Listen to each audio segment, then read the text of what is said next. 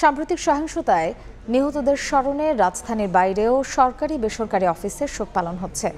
সকাল থেকে বিভিন্ন কার্যালয়ে কালো পতাকা উত্তোলন করা হয়, কোথাও কোথাও অর্ধনমিত রাখা হয় জাতীয় পতাকা।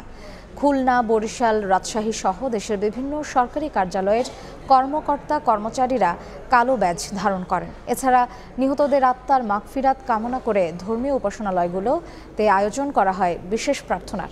এদিকে চট্টগ্রাম, ব্রাহ্মণবাড়িয়া সহ বিভিন্ন জেলায় কর্মসূচি পালন করেন আওয়ামী লীগের নেতাকর্মীরা।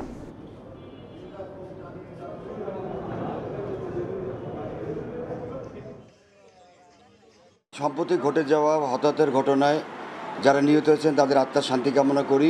নির্দেশনার আলোকে আমরা কালো ব্যাজ ধারণ করেছি। জামাত বিএনপির উস্কানিমূলক এবং তাদের কর্মকাণ্ডের কারণে এই ঘটনা ঘটেছে বলে আমরা সবসময় মনে করি। নাশকতাকারীরা আমাদের এই স্বপ্নের সোনার দেশকে ধ্বংস করে দেওয়ার জন্য উঠে পড়ে লেগেছিল।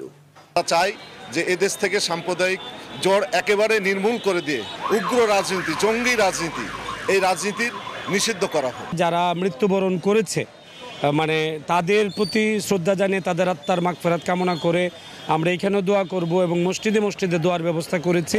ব্রাহ্মণবাড়িয়াতে শান্তি বিরাজ করছে, আশা করি শান্তি বিরাজ থাকবে।